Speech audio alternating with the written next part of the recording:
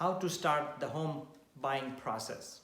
Hi, I'm Mike Patel with First Team Real Estate, and I'm going to talk about the process of buying homes.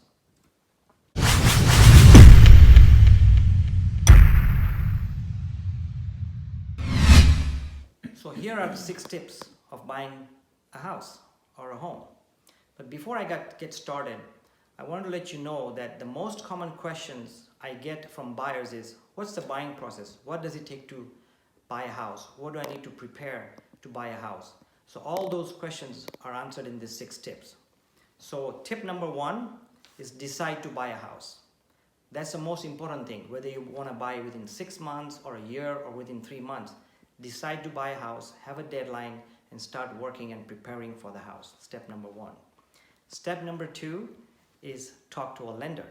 It's very important that you talk to a lender for several reasons.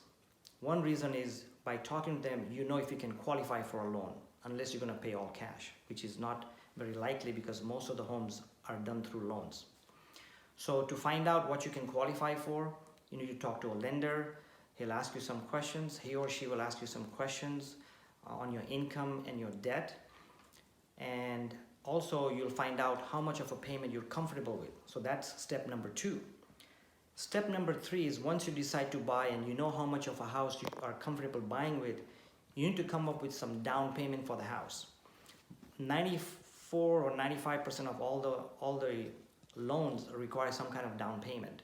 There are government loans where you can start with as low as 3 to 3.5% down payment. And most normally conventional loans, you can put 5 or 10 or even 20% down. As an example, let's say you decide to buy a house for $500,000. So if you want 20% down, you need to come up with $100,000 down payment plus some closing costs, which could be anywhere from $5,000 to $10,000. If you want to buy a house or a townhouse for $300,000 and you want to get a government loan, let's say 3% down, then you need only about $9,000 to $10,000 plus a closing cost, but sellers can pay for those closing costs. So this way you know, so you need to start saving for the money. The other thing you can do to start saving money is have a support system. Start building a support system. Let's say your parents are going to help you or your siblings are going to help you.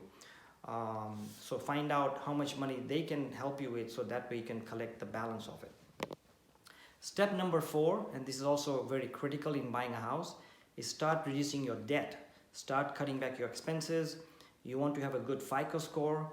So the lower debt ratio you have, the better off to find a better loan. So when you talk to a lender, they're going to look at your total income, whether it's yours or if you're married and have a family, they look at the household income, and they also look at all the expenses. So that's where your debts come in. So if you don't have to buy a brand new car or a brand new refrigerator right now or a brand new boat right now or whatever, avoid those until you buy the house. So this way you can get qualified for a better loan. In other words, what they say in real estate is get frugal, which is good when you want to buy real estate. And the fifth thing is start visiting homes in the areas that you wish to go to. So if you're looking to buy something in the coastal area, you may want to get familiarized with the homes, the way the homes are built, and what they cost. Versus, let's say you want to go to a city like Anaheim or Anaheim Hills, and you want to go there because you like the school districts. So you may want to stay there, or because there's a hospital there. So go there, get familiarized with the area. Can you live in those areas? Are the homes what you're looking for? Are you going to be comfortable in the homes? And are the prices are going to be comfortable? In Anaheim Hills, for example, the median home price was about $740,000 a few months ago. Is that something you can afford? Maybe you want to buy a higher home or a lower priced home. So this way, when you're ready to buy, you know what your capability is and if you're going to be happy in your dream home. So very important that you drive around, maybe even go to open houses or virtual open houses, so you know what your expectations are, so you're not disappointed when you really have to come and buy and you cannot afford the house that you wanted. And the last tip number 6, is talk to your realtor. If you don't have a realtor, talk to any local realtor, go online and find one there.